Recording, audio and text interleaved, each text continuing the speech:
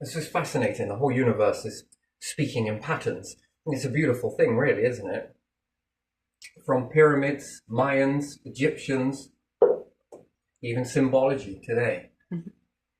It's all about orbits. We understand Io and Jupiter, yes? Mhm. So if we do a poor representation of Jupiter, Yeah. a little Io, it's 3 million or 3 million amps, I think, Mhm. which this little moon here and the rest, don't get me wrong, Galileo's, are generating a very large magnetic field, yes? Yeah. If you could see it, I think it would appear like 6 full moons in the sky. That's pretty big, yes? Considering how far away it is. Considering you see little dot for Yeah, Jupiter. you can barely see Mm. these with a naked eye, but 6 full moons, I think, it would appear to be. Now, that magnetic field, you'll understand that Tesla was, I think, working out some sort of devices that can be powered by magnetism, yes?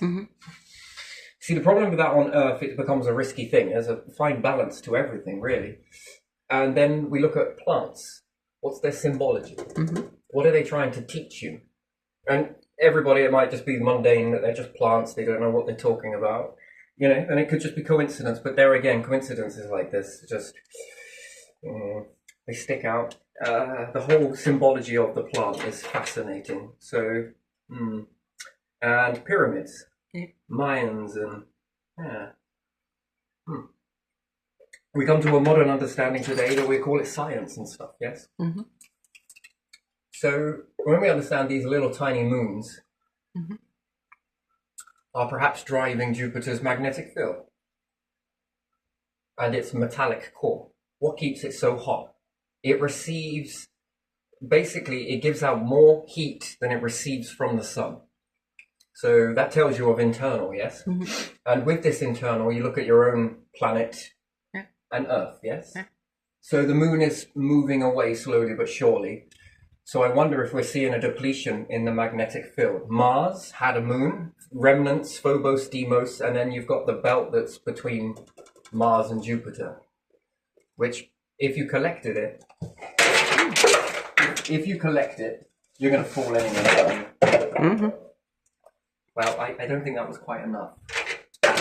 Feel better? Right. Might as well go with the flow. So if you collected all of these debris here, plus we take Phobos and Deimos, you've got a rough size of the our moon. It's a bit smaller than our moon, and the debris that are on Mars as well. If you collected those, it would then probably signify why Mars had a magnetic field, therefore held on to water.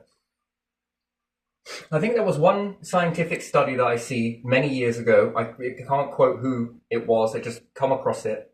I don't even not sure where I come across it now. Where you can move water with magnetism. Oh. Magnetism causes water. Therefore, it shows a high level of locking onto water. Water is very sticky by nature. I think any astronauts at NASA will show you this when they do the bubble experiment, and when it sticks to the face, there's almost that panic response to push it out the way, because it shows you that it only takes a small amount of water to drown, especially if it blocks in the particular area. It's highly sticky as well. Yeah, it sticks to the cup as well. No, they won't have this in a cup. It was more. I know, but on the Earth as well, Yeah, it makes that shape. Yeah, the U shape. You can see it here. Yeah, I think that when you draw a cup of water, I think the correct way to do it is a little bit, lift, yes. but it's all the way around there. That's the difference. Of course. So it's a very interesting phenomenon. And then when we look at all of these things and we understand magnetism, and also Mars must have had oceans, yes, because of the blueberries that are found. But where did it go? I think easy question is that some big meteorite of large size, perhaps, broke the moon apart, or because the debris were not clocked together, it came too far. The moon moved too far forwards towards Mars's. Most moons are captured, which again shows you how do they formulate there. Some are formed, but some are captured. Most are captured, and so it either came too close to Mars and it brushed against the. But there again, we wouldn't see the debris field. That's the bit that, there's two types of ways, actually 3, maybe 4 different ways that you can destroy a moon. And I think the main one is meteorite. That's why there's two shards. Perhaps Phobos or Deimos, one of those two, is the culprit. Perhaps bashed into it, and it wasn't that, our moon is hollow, so perhaps Mars's moon was hollow as well, and it broke it apart. Then it's got the biggest volcano that we know of, because we can't see on Jupiter, but I'm sure it doesn't have one. Mars has Olympus Mons. Yeah. Next to that, Mount Sharp and other things. So it's got one of the biggest volcanoes. What causes an eruption like that? So there must have been some horrific quakes on Mars when it lost its moon and buckled. And then I wonder what happened to the water. A lot of jumping around, a lot of jostling. I would not like to have been on there when that happened. And most people think that a meteorite hits your planet and that's the devastating extinction event. No, if it hits your moon, because it buckles your magnetic field. And then what caused the core to get that unstable? Well, when it becomes molten, you want to think of it like an elastic band, because it becomes liquid, heated liquid. And yes, there's influences of Jupiter's pulling on Mars, don't get me wrong, and also the Sun, and also the Earth, and also Venus. So all of these are influencing the planet. Each one is influencing the other. But its main moon is really pulling the planet, and it's stretching it. And then if it leaves in a massive amount of a moment, you remember its orbit is quite a dance. It's quite a nice dance. So it gets into a flow ratio. So if you stir a drink really fast, that's the only way I can really describe it, inside the core. But then if something lets go all of a sudden, and that mass, the pull on the planet, lets go really quickly, and it doesn't move in its usual trajectory where it lifts up, the crust lifts up, and then it drops it down nice and gently. But then all of a sudden a meteorite hits it and shatters the moon apart. That's going to let go at such a force that it could buckle the core. And then this causes it to push through a weaker area, and then it will basically become the volcano, Olympus Mons, and then poured out the lava, and its core burst out like a spot. That's interesting. I think I wrote to Theresa May in 2017, maybe, somewhere around that time. Yeah. We should be doing more to protect the moon. It's worry about meteorites when you've got an atmosphere. Meteorites slowly but surely, as they get a little closer and then a little closer and then a little they're burning off. Sure, some are direct impacts, but most tend to orbit and they get smaller each time. Moons, they don't really have this luxury. Very thin atmosphere, if any. It's more than likely going to be a direct hit at a larger scale. This is what I'm thinking. So yeah, anyway, we're looking at all of that sort of stuff, and then we look at Jupiter, and it has a colossal. The only way you really know is if you knocked out Io. Well, perhaps maybe all four of the moons, go and hit them with some, and knock them all out the way. Something will happen on Jupiter. The core will begin to cool down. We'll probably see that the interior heat will begin to lose. It won't receive enough from the sun to maintain that heat. We'll start to see the atmosphere on Jupiter collapse down. The core will go cold. And it will become no more magnetism. It will begin to buckle. And it will begin to fail. And then it becomes a dormant star, is technically what it is. They all want to be stars. All of the planets want to be stars. It's just the way it is. Some of them get lucky. Actually, they all get lucky eventually. A true death in planets is not really a thing, to be honest. Or the universe. It's a weird thing to think about it that way, isn't it? Yeah. That even if they go dormant, like volcanoes, it looks extinct. Mars looks extinct. Well, the same thing that ended its fate could be the same thing that kickstarts it again. Big meteorite of colossal, and its impressive speed hits in, and it can cause the thing to become molten. Yeah? Well, a few of them hit it at the right time. This becomes molten, and then again, iron catastrophe. Well, heavy metal catastrophe, it should be pronounced, not just iron. And this stuff will then sink back to the core, and once again, if it has a shard around, the dance will happen again, and then it kickstarts, creates a core.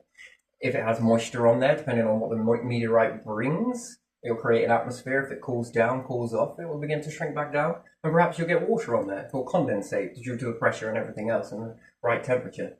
So Jupiter is only a big uns, I think, just because of this particular reason. Anyway, moving forward. Protect the Earth, rah-de-rah-de-rah. But I think it's probably not in time scale to really do that. It's not logical enough. So when we look at nature, take a good scrutiny at that. Yeah. When we look at a plant, like I did this one in 9, this one not too good, but even still, it doesn't matter. And we take all of that knowledge that we see around and you combine it all together. Mm-hmm.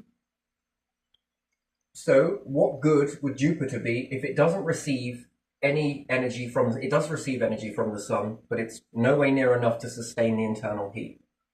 So again, I don't know if it's called lucid dreaming. I don't think so. I just watch it. I think I've been doing it for so long, this shit just runs away. Mm-hmm. I do it every single night. I've done since I was a kid. Just, you know, and I get to watch these move away. What happens if we move this away? Blah, blah, blah, blah. Comes the question, and then it all video plays out. And I get to see Jupiter move away. Well, it will minimize a little bit of heat, Mm-hmm. but its internal core should keep going. So by rights, you could look at that as a star system in itself. However, planets are paused. They're not exactly enough mass and not enough energy, not enough friction to generate fusion. You don't want to be generating fusion. You want enough heat to sustain. Mm-hmm. Yeah. What's heat good for? Well, you can heat it up, you can do this, you can run it around, power turbines and everything else. So if you go to move Jupiter away from the solar system, if I was to hitch a ride away from here, I would use Jupiter. But again, that wouldn't be enough. That's just in the standard if I didn't require any life support system and I just needed to, Jupiter would be it. And I would also use some of the moons in order to make it move. That's an interesting thing. So you make it irregular, such as this. And depending on that orbit, will drive heat, but it would also make movement. And then you can move relatively good enough, assuming that there are no particles going to hit you. Again, but you can deal with this if you can amplify the magnetism. Tap in on the magnetism if you needed electrical appliances and everything else. And then it gets you looking at plants. Look at that particular shape, particular pattern. Isn't it interesting? It's not actually a plant. This is a planet. Taking the concept of Io, 3 million amps. Imagine being able to tap into that energy. I think humans are probably using a lot more than that over the world, aren't they? Weren't we using terawatts or something? I don't know. It's a ridiculous amount, yeah? Yeah. But even still, so let's have a look. Yeah. So if we grab enough heavy metals, yeah, it's easy to draw this in circles. Yeah. And I will probably going to draw this as a piss circle anyway, even with a template. Oh well, it's good enough. There we are. I think I did it too close to the edge. Did I? I think I did. No, that'll do. I'm going to try and line this one up. I'm going to use a different colour. Alright. It might not be a perfect circle in a circle. I should have done this the other way around. And I could have lined it up a bit better, but we'll see how we do with this. There we are. Well, yeah, that will do. That's alright. So, if we're... I don't know if that will do. No. That's driving me a bit. I don't like it. Let's see if I can get that off. It is permanent marker. Usually I use something else. A little bit of a scour pad. Ooh. Okay. Alright. So we're going to use this as a baseline, yeah? Mm-hmm. And we've got to take the orbits into consideration. And if we look at the moon has a good influence on the Earth. Yeah. It moves ocean water, navigation, wonderful. But that's a fixed point. Uh-huh. Alright, that's good. That's good enough for me. Right. Perfectionist. Yeah, alright. So, I don't know if this is called geometry, is it? Probably not. Yeah, geometry.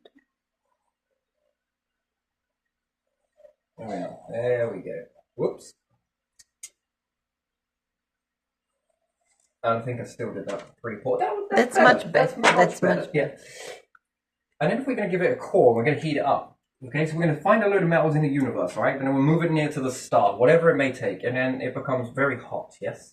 Mm-hmm. Oh, yes. Molten, in fact, perhaps. Maybe we'll give it a skin. Maybe we'll make some impressive materials around that keep it molten in one place. Perhaps Yeah. we'll use an Earth-type system anyway, crystallize it, whatever it may be. We want to keep this molten and hot. Mm-hmm. We don't want to make it too big because we want to be able to go down to it. So we might need a thin crust on there in order to heat up some things and give a wireless energy over to some certain areas. But this is the interesting part for me. So we'll understand that we're going to call this range here the aggravation range. Yeah. Yeah, and I think I'll do that in black. I've got any more pens all over the floor because I knocked them on the floor, didn't I? Yes, you did. First it was you, then it was me. These ones are not very dark though, that's the thing. What are we going to do? Yeah, we'll do these in blue actually. Yeah, interesting. So how should we do this? Should we do it one here? Should we do it a bit like a clock? Yeah. We'll do another one here. And we'll do another one here. And these ones are going to orbit a bit like Io. Mm-hmm. Which it's actually the other way around, but let's just imagine we're looking at the poles down. On this one, we're looking at poles down, so this would be north or south. Either or, doesn't matter. Up does very well in every direction in space, doesn't it? Yeah. Nice. Now these are quite equal mass to Io, let's say. Could be a load of moons, doesn't matter. Mm-hmm. Either or, this will have to be calculated. You've got to play around with this. You need a lot of humans to do this. Life forms, in fact. Now, it's possible that you get these started and these are going to orbit. Mm-hmm. And this is going to be orbiting too. Now, I can either go retro. I'm not really sure which way I'm seeing that, but still. Maybe I should stick something on it, see which way it's rotating. But it's going to rotate one way, this is going to rotate another. Now, let's fill in again. We'll go this side as well. We've always got to keep in symmetrical. Nice, wonderful. There we are. So we what could we call that? A compass? Yeah. Looks like, doesn't it? Yeah. Yeah, we'll go with compass. I like that. And obviously these lines won't be drawn in, but still we'll have to imagine an orbit. And you could use a ring system. I mean, that's perfectly fine. Even if you could join these up around here, probably wouldn't be that great. They'll probably become molten. But anyway, let's just say that there is a nice core on there. No atmosphere to contend with, and we want to keep it in the exact same place, and it's going to rotate. This is one particular part of it. And then we're going to go to the outer ring, which we could say habitat maybe, who knows. And then we're going to pop these here in between these ones. Mm-hmm. Because we want to excel the mass, yes? Yeah. And the more mass, hopefully, we should be able to generate a really good magnetic field. Mm-hmm. And we're able to keep the core molten by stretching and squeezing. Now this is going to pull it this way, it's going to pull it this way, this one's going to pull further, and it's going to let go, but this one's still going to tug it. These areas are not going to do anything, then this one's going to lift up. So we should see little peaks begin to appear. Yeah. Actually, I should draw these ones more stronger, and these ones should be more smaller. So these ones will be the stronger peaks. Yeah. These will be the stronger peaks. And the ones above will be slightly less. Anyway, let's draw these in. And you could think of these as like moons, whatever else. I mean, moon isn't great, so make it a little bit bigger than a moon. And you think that that's nigh on impossible? No. Think above. Think higher. All of that abundance in space, yes? Yeah. And what could you do with it? Oh, there's lots you can do with it. You can do whatever you want with it. Mm-hmm. You could also call it a spider's web. The patterns are everywhere. There we are. Now, the interesting thing is for me is when you begin to join this up. Mm-hmm. So you could live on these ones. These ones become the exacerbators. These are just to generate. And it also goes to create a star as well, which we could say Ra, star, Ra. So these ones are going to cause extreme lifts of the crust. Yeah. Because they're closer to it. Mm-hmm. And these ones are going to pull it slightly. And in between those stages, there's going to be nothing at all, yes? Yeah. Well, I've drawn it too close together, but it doesn't really matter, to be honest. But you can see where we've got the M. Yes. The upside down M. Yeah. Yeah? Mm-hmm. Which we could say a W, if you want to call it that. It's up to you. You see those little peaks there? Or you could say, perhaps, never mind, it doesn't matter. But the fascinating thing is when you go this way. Yeah. You've got the Gmail symbol. Mm-hmm. Yeah.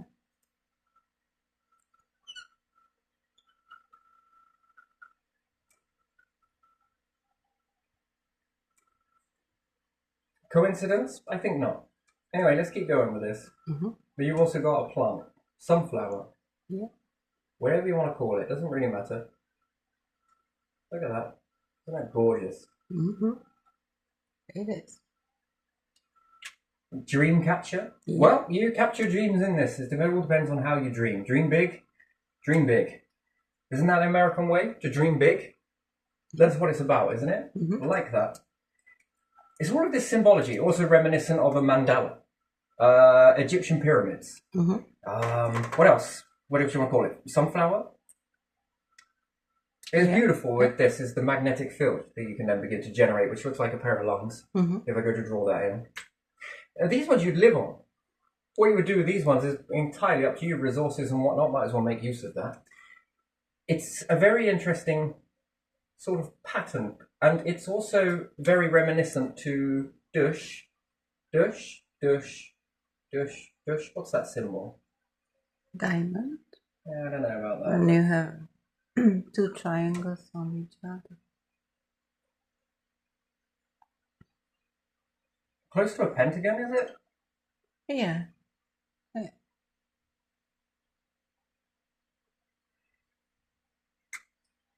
A tip of a spear, alligator, head, crocodile. I can keep going with this. Fountain pen. Yeah. I can just keep running along with that. It can be as many things as you want it to be. And it can be none of those things. So spear, flint piece. Oh, it can be a lot of things. Priest's hat. Yeah. Our Father. Yes, well, some of those Roman Catholics, is it? Yeah, Pope has Pope, that that's the one, one. doesn't he? And some cardinals have that done that. Yes. Yeah. Highly symbolic, isn't it? Very symbolic. Yeah. But what do these symbols mean exactly? That's the next question. As far as I know, I don't think I've been taught any of these stuff. I think symbols are often plain in sight for, you know when people start to work them out. That's the thing. When you know that, it should tell you something. I don't know what it is, but still. Yeah. But for me, it's orbit. It's a planet. Mm-hmm. If you begin to rotate these around here, these ones around here, it's going to aggravate that center column. Yeah. Now, what can I do with this? I can move. I can live indefinitely. If you can get this to glow enough, it can create heat. Okay, off of that heat, you can do another stuff. It can also create light. Yeah. It also creates a magnetic field. Mm-hmm. Now, all of these things, you can tap into energy, power. Yeah. Mm-hmm. And what does humanity love? Power. What does nature need? Energy. So, of course, it almost seems like these things will begin to tell you a little story of what I need, which then tells you what you need. Depends on what type of flower that may be. Yeah. What it needs to sustain life. And in that, it begins to cradle you. Also very reminiscent to tree rings. If I keep going with this, it looks like the center of when you cut it into a tree and you see the core, the ring lines, almost seems to be very reminiscent of this, even if you do the branches as well. Mm-hmm. That's very interesting. And I've noticed that there are a lot of rings and branches, which if I try to age that branch that comes out of there, it doesn't work. And then this tree falls over, and then those branches then become trees. Mm-hmm. And then I try and age that, and then I just get lost in the whole mechanism, because there's a part when you are a branch and a part when you are a tree. Which one are your annual growth rings? Perhaps it's still the same. Just some of those rings are not quite in the stick phase the same age. It's very strange. Seems like they get a boost. And with all of these sort of structures, and if you keep going on top of this, I wonder how much that can. Now, what you don't want to do is create fusion in this, although everyone wants to make fusion energy, yes? Yeah. You want to pause it. Mm-hmm. So planets are suspended in not a fusion process. They're hot, but they're not hot enough. They're dense, but they're not dense enough. Mm-hmm. And in with this process, therefore, they're in limbo.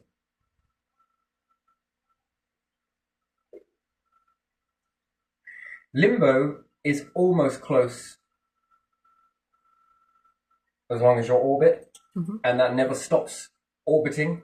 This should stay hot indefinitely for a larger amount of time. Now, how that looks going forwards, again, it becomes a life support system to humans. Yeah. And then think, if these are each size of a planet, and then you can move them out further, if they're going to orbit this particular... Now, I think there's two types of orbit. I think these things will orbit around the star itself. Mm-hmm. Depends on how it gets set in motion. That's a difference there. And at what speed do these need to orbit? There's another question entirely. If I was any ET, this would be the way I'd go. This would be what I would do in order to sustain long-term, at least have a mothership.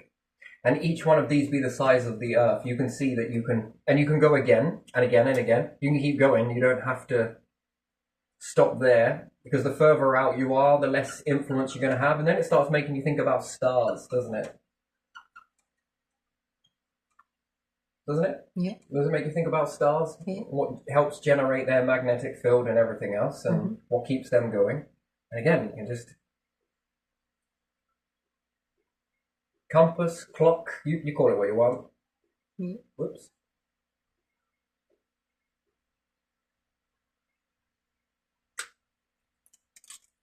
Symbology is not about a load of people having a load of symbols. Not for me personally, no. It's about looking at nature. It's about looking at that. As in, it's about incorporating all of the information that you've learned over your life and condensing it. And saying, how can we make that work for us as a species? And not just a species, but all of the species. Plants, animals, wildlife, whatever, insects, fish, whatever. How do we get around this part of gravity? Yeah, again, gravity is, you probably don't want them the size of the Earth. Probably not, because you'll find that it will be more beneficial to you live longer. Do you know what ET remind me of? If I see them around star systems, if they will remind me from a distance of bees around a hive from a distance. Yeah. The movement.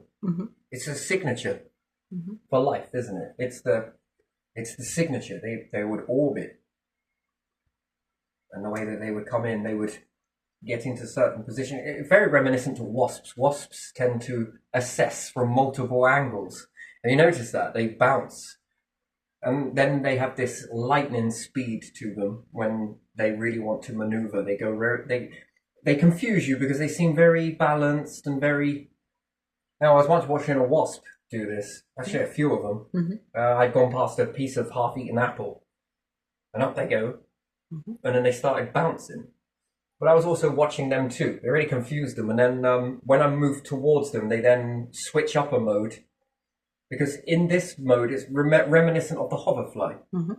Yeah.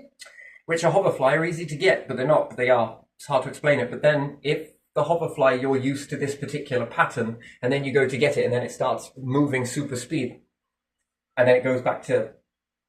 that is very confusing, right? It's a variable, right? You only are able to grab or hunt your prey if they only act in a certain way. Hence why running, for land creatures, is more about running and going haphazard as opposed to in a straight line. But most things follow the same course and don't step out of the behavior and therefore become prey. And I think the ones that step outside of that behavior are predator, not whether the eyes are here, there, or anywhere. I don't buy into that all wholeheartedly where the eyes are, because extreme events and extreme times, especially when we're looking at extinction, it doesn't matter where the eyes are. If you don't adapt and change to adapt, you're as good as dead.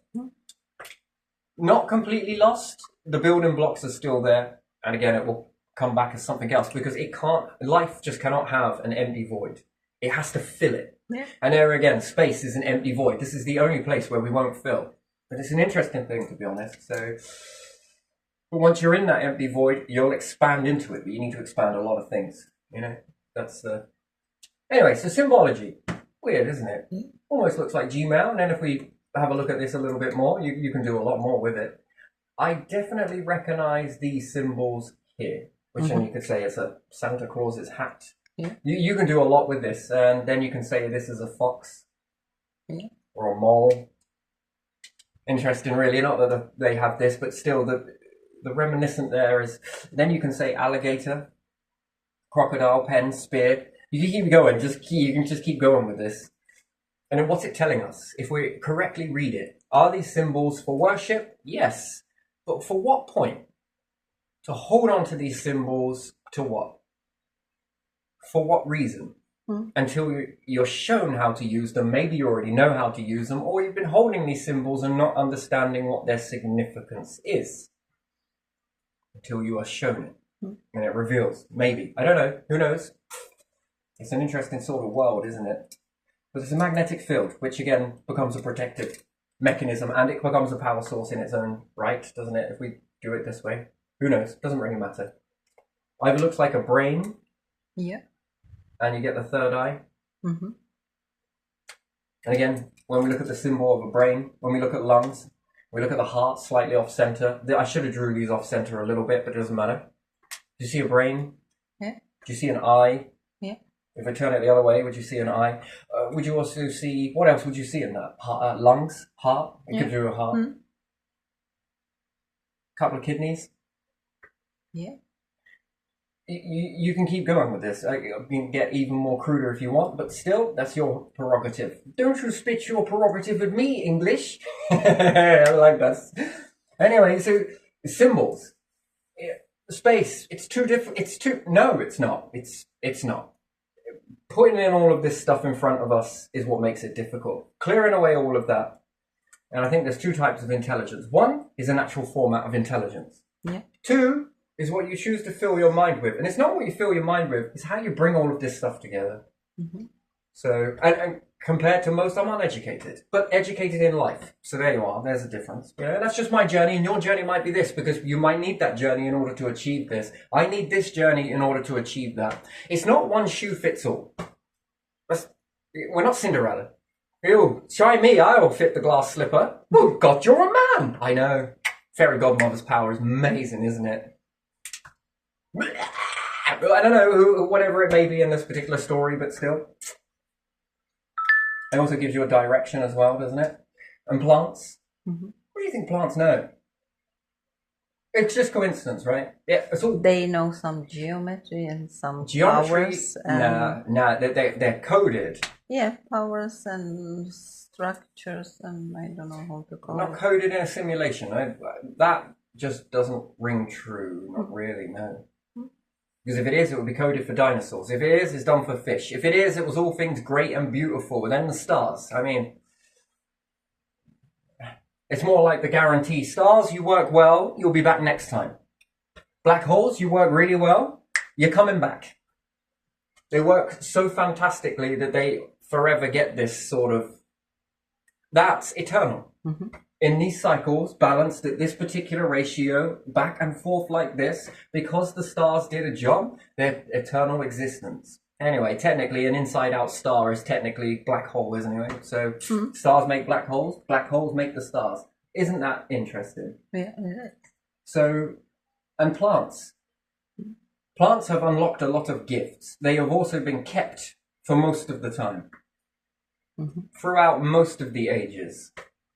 Plants and their gifts. They've jumped a step for cloning. They're highly advanced. That's not coincidental. But look at their pattern. Look at what they feed into this particular... no, it's not universal. The universal is a biome. The biggest structure above all of the universe. Mm-hmm. It's complex. I mean, it's... I don't know, some people want to say multiverse, but there again, that means, in my understanding of multiverse, of what people have explained it to me, if I walk this way, another version of me walked that way. Where you were saved here, one of you died there. Yeah, I don't know about that. No, I don't know, that seems... If the structure, the string structure, had an ego... I'd have to wave a towel at it. A very big towel, that is. And you could say again that it's in half. Mm-hmm. Depends on the orientation of which way you look at it. It's not flat. Yeah. It's... And if you're looking at it this way, it's mirror imaged, but yes, each angle covers the next. So do with it what you will on that. Yeah, it's just the way it presents itself to me. For you, it might present it, it may never present it, I don't know. It's just your journey to go on, and you have to go within with this sort of stuff, you know? He's full of shit. I wish being full of shit would be easier. This is just as challenging, and this is hard for life forms, I think, isn't it? Yeah. But I think you can do it. don't you? Do you believe that humanity, if they actually align themselves like a Mayan calendar and get the mechanisms just right, they can achieve this? And again, all it's going to do is buy you time. Is this the end of the road? Absolutely not. There's more that needs to be done before this stage. But the clock is a ticking. Anyway, but still, and it's very dim, this. It would be very dim. But intense. You don't want to create fusion. Fusion is a lot of attention. Stars are obvious. You can see those. These are not so obvious. They're hard to see. Mm-hmm. They're hot, so you could look for hot spots, but there again, hide this behind a star? I don't know about that. It's a bit like having light, as opposed to it being every direction possible. Mm-hmm. This one is like a light that only shines to the person that it's shining at. Would be an interesting light. You might say laser. That's technically, you can still see the sideways of a beam of a laser, depending on the certain orientation, and at certain areas you can still see it. Although it's more concentrate over here, you can still see it. Now this would be more like a light that if it was shined at you, no one would know it's shining at you. Only the fact that your face would light up, maybe. But there again, if you enhanced it again, it would only shine into your eyes. That would be an interesting sort of light, wouldn't it, really? That makes you invisible and only visible to certain... So yeah. And if you were in the construction phase of building this and collecting resources to bring into it, don't build one, build multiple of them. Why? There's more to expand into, really, isn't there? Mm-hmm. More to collect, more to do. Yeah, that's interesting, that is. And when you go to land, move, taxi, run, operate, live, exist in something like this, you'll look like wasps from a distance. Haphazard in certain areas, and then it will be like a hive. Mm-hmm. A human hive. Interesting. Do you imagine that? And you get multiple of these dancing around one another. It then becomes like a giant. You can also use clockwork mechanisms for this. This is a very important clockwork. Why do you ever make that? Well, because of time. Mm-hmm. Well, yeah, but, you know, sometimes it has to factor into an ego and into these particular structures in order to get them to build them. That's an interesting thing, isn't it? All that innocence, eh? All that naivete. But yeah, so it all depends on what you, how you see it. Yeah. It's interesting, isn't it? I kind of like it. And I'm timekeeping as well, so... What a journey. This has been an incredible journey. I like diving into stuff like this, yeah. And the magnetic field in some circumstances can be too much, so it will need to be tapped into. And that's power.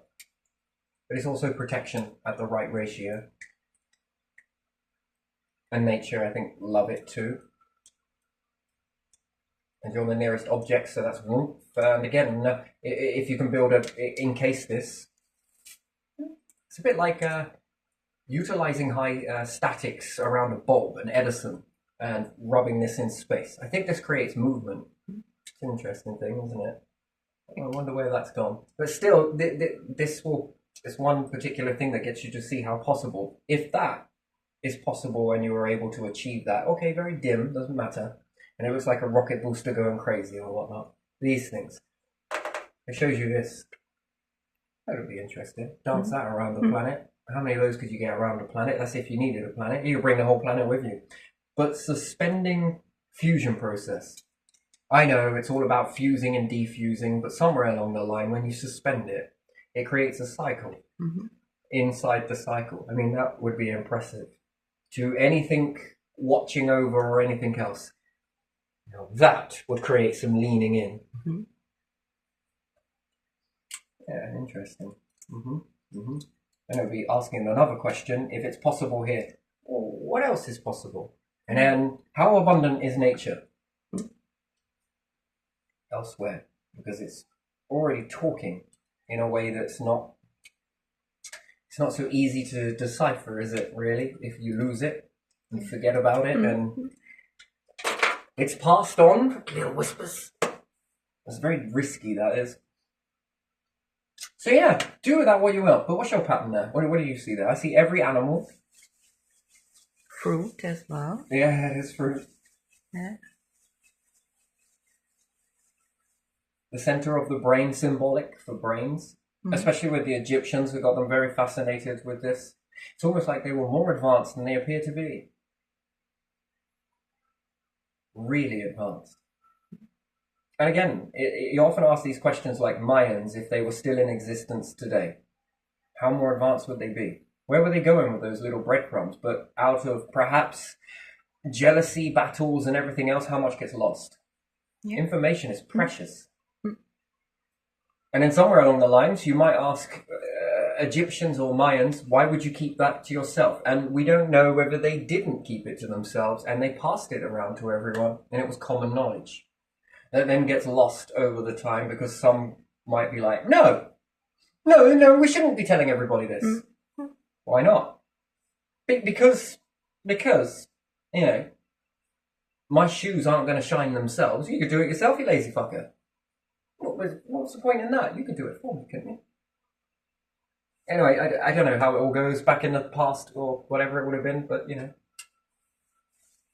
When you hold information, you have an illusion of power.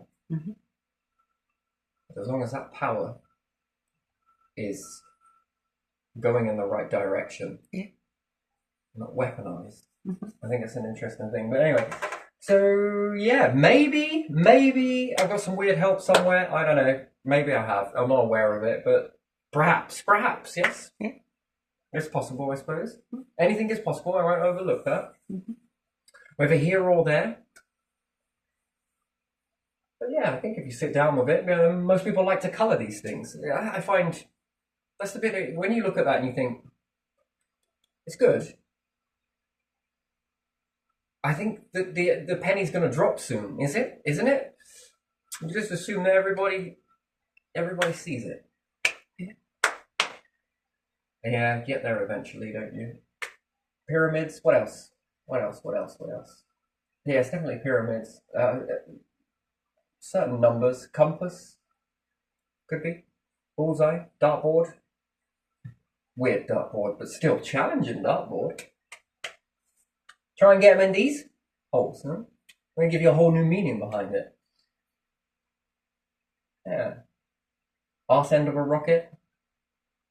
Could be. But how many people do you think it would take coming together to create that? It's a new industrial era, isn't it? But when the lights go out in the sky, well, I'd rather have some level of this made. You know, when you reach another star system, you know, you can let go of that or you hold on to it for a bit longer and gain more resources and create a few more. And you're really scattered then, aren't you? And then you begin to cross bloodlines. That's an interesting thing. By then, you should be in cloning. Fucking hell, you need to clone many of these. Oof, it's a lot of movement. Yeah, interesting. Multiple ways to make a universe. The solar system, planet system to begin with. Then solar system. Yeah, and then a universe out of it. And then wrap it. That would be nice. Still, it's not the end of the journey though, so it's the beginning. And also, it's imprinted on cats. Mus. Yeah. The sort of W with the... Yeah, on the forehead, sort of, isn't it? Yeah.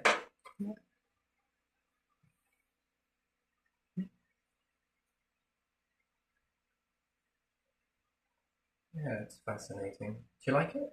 You ever go with that, did you? Did you enjoy this one, did you? I sort of mixed it up a little bit. It was 12 past 9. Actually, technically it's not. It's 10 past, but... Should we leave it there? I think we should leave it there. Okay.